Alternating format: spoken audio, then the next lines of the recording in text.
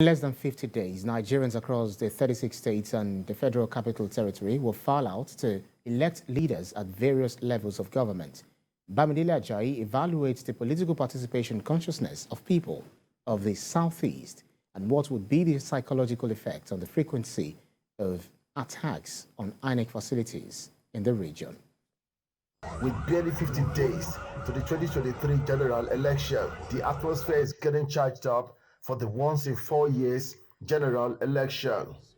Political actors from different political parties are busy crisscrossing the length and breadth of the country to pass their messages in a unique manner that will earn them people's trust to be elected in next year's polls.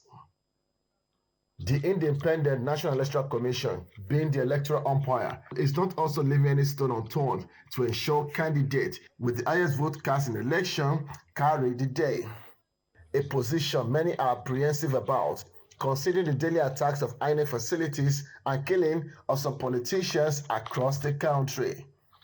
INEC on its own recently came up with a position claiming it has recorded about 50 different attacks on its facilities in 4 years. After the 50 attacks, Southeast alone recorded 26 attacks from a position which is not far-fetched from the continuous push by a section of the agitating group, insisting that no election will hold in the sub-region. According to INEC data, Imo State had the highest number of attacks with 11 incidents, followed by Osun 7, Akwa Ibom 5, Enugu 5, Ebonyi 4, Cross River 4, Abia 4, Anambra 2, Taraba 2, Borno 1, Ogun 1, Lagos 1, Bayelsa 1, Ondo 1, and Kaduna 1. The breakdown shows that in 2019, INEC recorded 8 attacks, 22 in 2020, 12 in 2021, and 8 in 2022. 20 of these attacks were described as arson, 26 vandalism, while 4 were said to have been arson and vandalism. 20 of the attacks were allegedly perpetrated by unknown gunmen.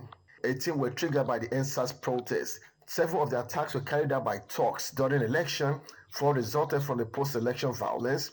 1 was carried out by bandits, while another was by Boko Haram. After the 50 attacks, Southeast alone recorded 26 attacks from a position which is not far-fetched from the continuous push by a section of the agitating group, insisting that no election will hold in the sub-region. Several efforts were made to douse the tension with the established fact of having a prominent Igbo son, Peter Obi, who is among the 2023 presidential hopeful. And I believe that in this exercise, and as it is today, I'm committed for that a new Nigeria is possible. And I have all it takes in terms of character, competence, and everything to start building that new Nigeria. Southeast Governors Forum, Igbo stakeholders, and the Igbo leading social-cultural group, Igbo worldwide, have made several efforts to ensure the spate of killing and attacks on government facilities are abated, but it should lead to no results. So you see that it's a concern. People are worried about that. All over the Southeast, there has been, a lot of insecurity issues, not just, towards INEC. The people are not secured. The environment is not secured. Many of the view that the attacks are not contained. It may encourage voter apathy, where people will be afraid to participate in the exercise. If you know that you're going to come and vote peacefully and go, you will come out.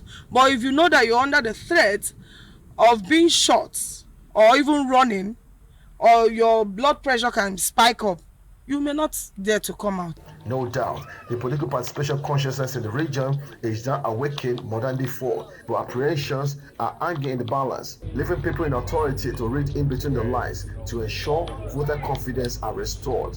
A situation where you have like non-state actors imposing sit down at home on Mondays and even sometimes for as many days as they would like to.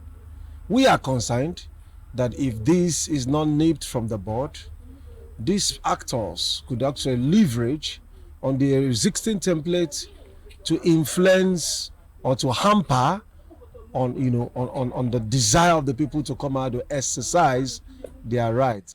Expectations are high in the Southeast, there's no doubt. Despite the insecurity challenges, the people, especially the youth, they are exceptionally ready to participate in this next year's election. they are calling on government of all tiers to ensure that they put appropriate measures in place to checkmate the insecurity and to ascertain their safety will be secured on that election day, before and after.